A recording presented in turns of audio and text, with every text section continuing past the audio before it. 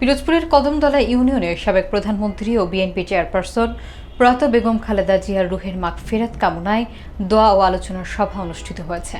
Union BNP এবং এর অঙ্গ সহযোগী সংগঠনের আয়োজনে অনুষ্ঠিত কর্মসূচিতে জেলা ও ইউনিয়ন পর্যায়ের নেতারা অংশগ্রহণ করেন। বিস্তারিত থাকছে এস.এম. আবু জাফরের প্রতিবেদনে। পিরোজপুরের কদমতলা ইউনিয়নে বিএনপি ও এর অঙ্গ সহযোগী সংগঠনের উদ্যোগে অনুষ্ঠিত হয়েছে দোয়া ও আলোচনার সভা। সোমবার বিকেলে বাদ আসর কদমতলা জর্জ হাই স্কুল মাঠ প্রাঙ্গণে এই দোয়া মাহফিলের আয়োজন করা হয়। এতে সভাপতিত্ব করেন ২ নম্বর কদমতলা ইউনিয়ন বিএনপির সভাপতি আব্দুস সালাম।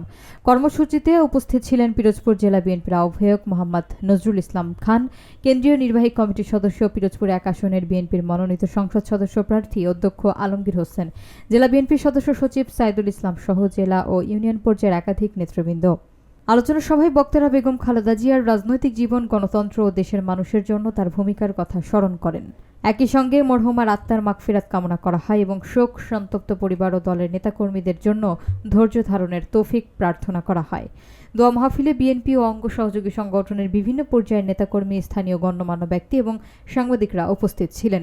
আলোচনা শেষে বেগম খালেদা জিয়ার আত্মার শান্তি ও দেশ এবং জাতির শান্তি সমৃদ্ধি কামনায় বিশেষ মোনাজাত করা হয়।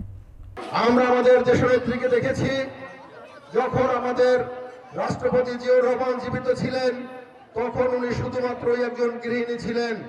শহীদ রাষ্ট্রপতি জিয়াউর রহমান এদেশের একটি দুর্ভিক্ষ পীড়িত দেশকে একটি স্বনির্ভর দেশে রূপান্তরিত করেছিলেন।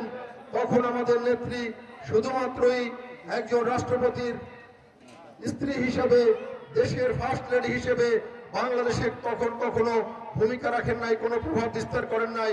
শুধুই গৃহ থেকে উনি গৃহ সামাল দিয়েছেন। সেই অবস্থা থেকে যখন বাংলাদেশের গণতন্ত্র ছিনিয়ে নেওয়া হলো, ঠিক তখনই উনি বাংলাদেশের শহীদ জিয়ার উজ্জীবিত গণতন্ত্রকে, শহীদ জিয়ার পুনরুদ্ধারী গণতন্ত্রকে আবার লড়াই এবং সংগ্রামের মাধ্যমে প্রতিষ্ঠা করলেন বাংলাদেশে।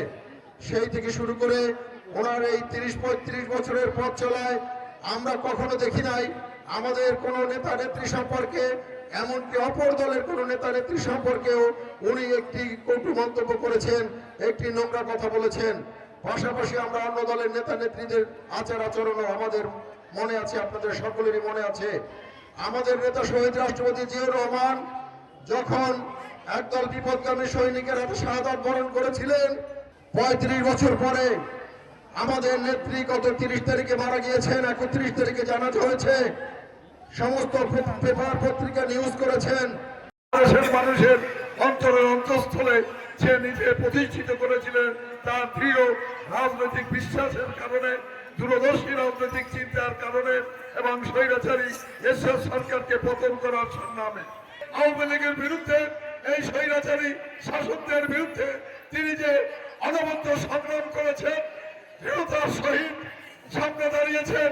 মানুষের গণতান্ত্রিক অধিকার, মানুষের কথা বলার অধিকার, মানুষের ভোটের অধিকার, বাংলাদেশের স্বাধীনতা সার্বভৌমত্ব রক্ষা করার যে অঙ্গীকার তিনি ব্যক্ত করেছেন এবং দৃঢ়তার সাথে দাঁড়িয়েছিলেন, তার কারণে বাংলাদেশের আপামর মানুষের উনি নেত্রী হয়ে আজকে আল্লাহর কাছে ছাড়া দিয়ে দুনিয়ার মায়া ত্যাগ করেছেন।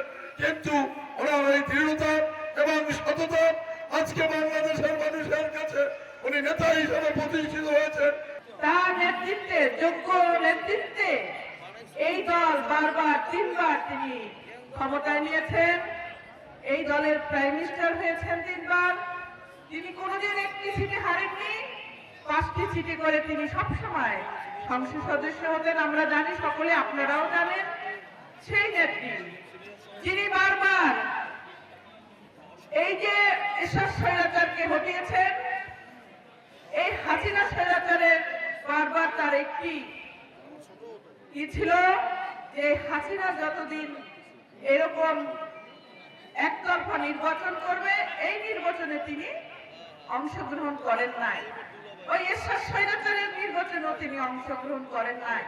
তাই তিনি আপোষহীন নেত্রী হয়ে উঠেছিলেন। অন্যায়ের সাথে তিনি কোনোদিন আপোষ করেন নাই।